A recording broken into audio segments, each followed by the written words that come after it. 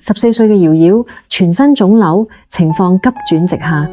2022年9月14號被拯救返院舍，嗰日嘅佢百病纏身，糖尿病、乳腺瘤、失明、內分泌失調，病痛纏身，仍然捱過2年，係院舍最多病痛嘅狗狗，每日按時食藥護理，因為糖尿病、乳腺瘤唔可以手術，否則傷口未必愈合。即使咁，瑤瑤仍然用佢嘅方式回應每一份善意。但最近情況變差，食得少，精神差，病況不穩。我哋想同時間賽跑，唔想俾瑤瑤輸。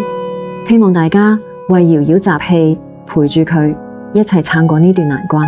本團患病毛孩眾多，醫療開支沉重，需要持續治療。你嘅支持係毛孩生活落去嘅力量。